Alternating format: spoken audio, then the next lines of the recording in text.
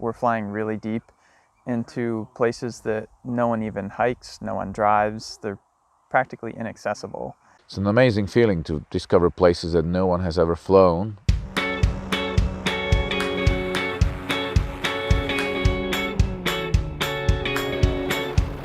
Up in the sky, there is a village, and the people there are blue. I believe it's true. Up in the sky, people are happy, they love to sing, and there is no need for a king. Up in the sky, nothing is insane. Like a rocket-driven plane, you can fly above the rain. Up in the sky, you just feel fine. There is no running out of time, and you never cross the line.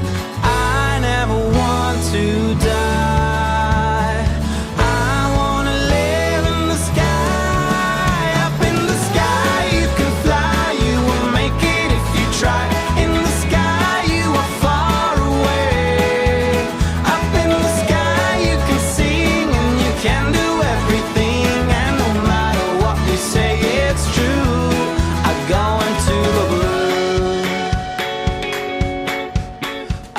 It was absolutely exceptional to me. I would call it indoor flying.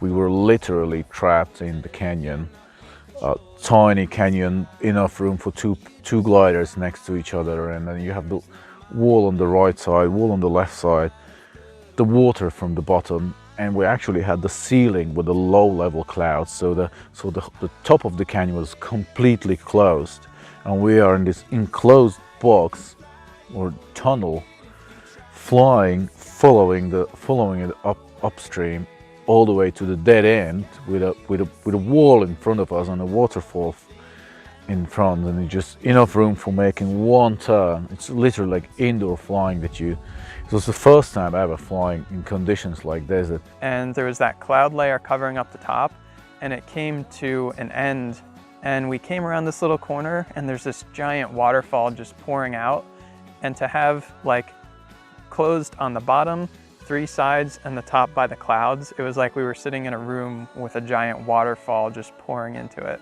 That was definitely, I think, the highlight of all the canyons. I've never flown in such a closed environment that you can't see the horizon, you can't see the distance, you can't see, just literally have pretty defined place to fly. Totally look like something that shouldn't be on this planet. I wanna live in the sky. Up in the sky you can fly, you will make it if you try. In the sky you are far away. Up in the sky you can sing, and you can do everything, and no matter what we say it's true. I go into the blue.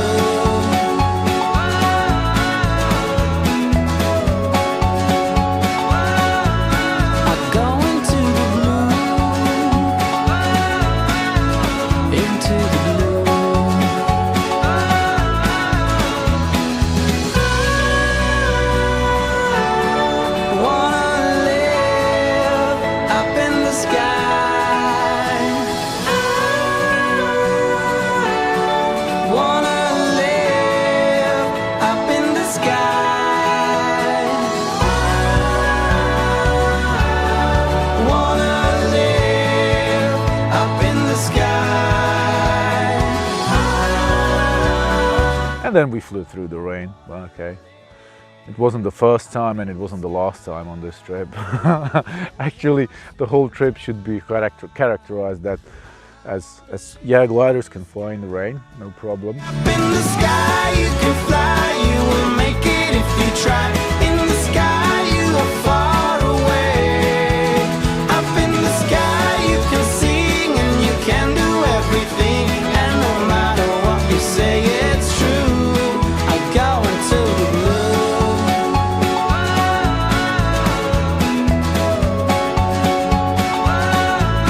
I go into the blue. Into the blue.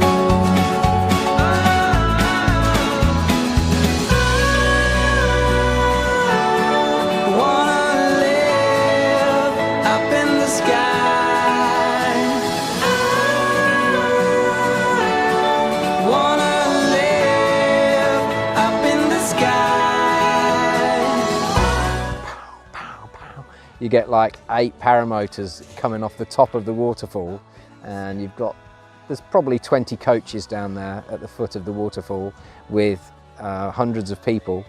And of course they look up again, and it's just the peppering of colour coming off the top of the waterfall. We came over the waterfall. That was cool. All lined up and then flying down the river, and then you just dropping off over the waterfall. That was amazing. Up in the sky you can fly, you will make it if you try. In the sky you are far away. Up in the sky you can sing and you can do everything, and no matter what you say it's true. Up in the sky you can fly, you will make it if you try. In the sky you are far away. Up in the sky you can sing and you can do everything, and no matter what you say it's true. I go into the blue. Up in the sky.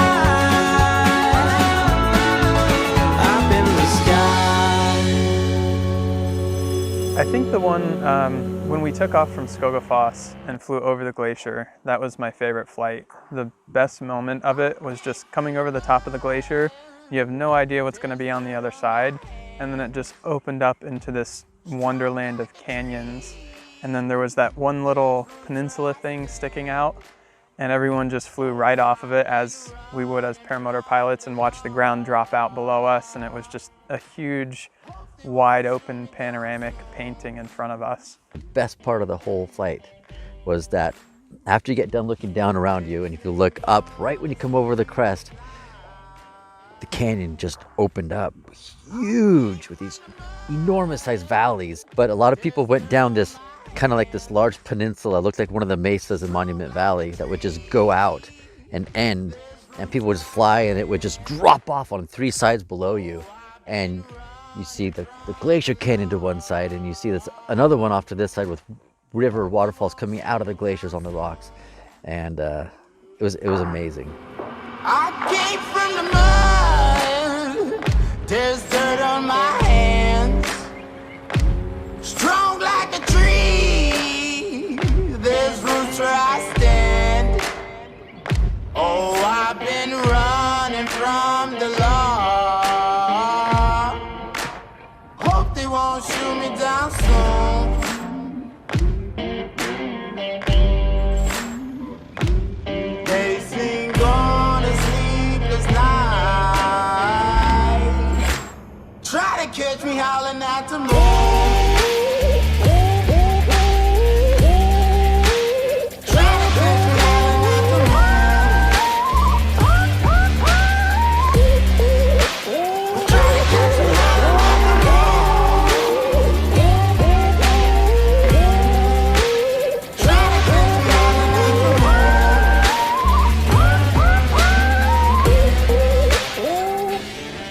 I remember Tucker was flying up in front of one of the glaciers and looking at it, how small the person is compared to the size of the glacier. It's massive. And so it really puts it into a good perspective of how little we are compared to the size of these enormous structures of snow and ice. I felt so tiny, so irrelevant, so small, so unimportant in that place. Yeah, we were trespassers there. No one is going there, no one. No one has ever flown there, no one. And I think very few tourists go there because there are no trails. Places we have flown, very few people have seen before, very few. That's the beauty of discovering these places.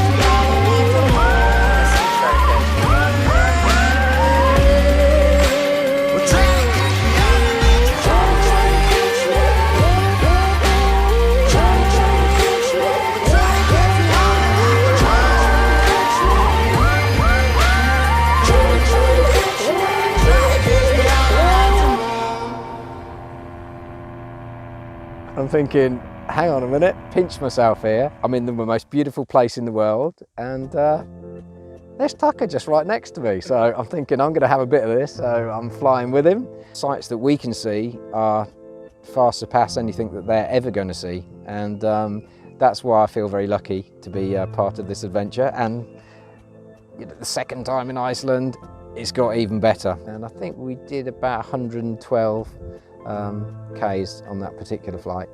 All landed, dancing, jubilation, and the normal celebrations that we have when we land.